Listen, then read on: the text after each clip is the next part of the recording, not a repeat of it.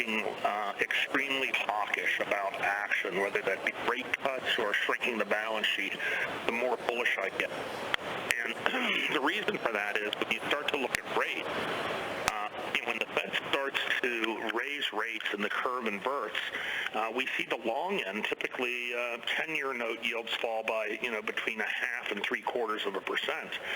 If we have long rates fall, that's going to make a lot of stocks look a lot more attractive.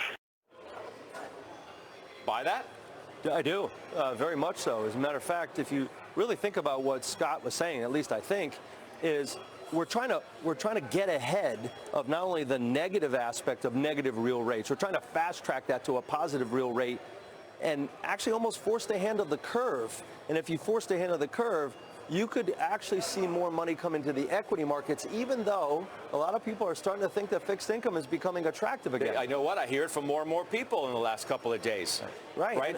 There is no alternative to stocks seems to be slowly changing. See, that's a great point, because the essence of investing in this kind of a cycle is to have your highest level of diversification possible. It's not to run away from the asset classes just because all of a sudden maybe 60-40 is not going to work anymore. That's not really the way to think about it. The whole point is, though, even if you think we're going to have a recession, and by the way, Scott Miner thinks we're going to have a recession, but we're not having it tomorrow, and we're not having it next month, and it may be 1.5 to 2 years, and that gives you the runway to think that equities can go up. Doesn't that make sense? It does make sense, and it could be 6 months, it could be 24 months if you take a look at past cycles, but at the same time, the way the markets are working, they're starting to discount who's coming out on the other side potentially better and who can execute, and that's why there's bargains.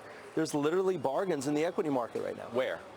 Well, in particular, I would say still the real asset equation. I mean, there's some air pockets there, right? When you take a look at energy and materials, there's an air pocket in a lot of those prices, because all you would need to see is some level of supply increase, some level of hopefully order being restored in Ukraine, and you get an air pocket, and everyone might say, oh, see, that particular trade is almost over. It's not. Free cash flow is building aggressively there, and even if multiples come down a lot, free cash flow is rising aggressively. So those are the areas to look. Still energy, materials, and then on the flip side of it, if you're on guard, you want to play a little bit more defense, you have the barbell with healthcare. I mean, your point is well taken. By the way, not talked about much today, nat gas. Do you see that? $7. $7 nat gas. Yeah.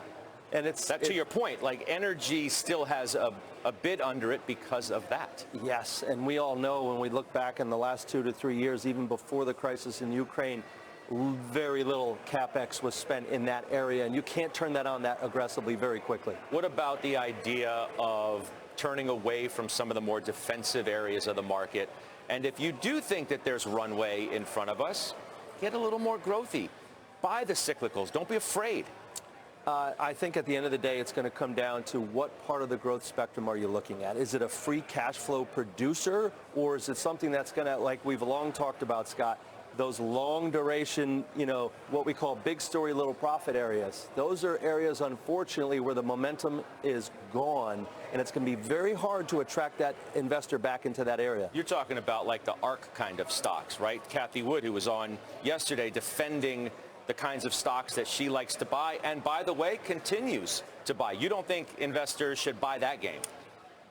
You have to adjust your time horizon. I know that sounds almost like a caveat to say it's okay the longer you wait, but that's what those kind of companies are built for. They're built for the venture capital areas within the public space. All right, let's welcome in halftime's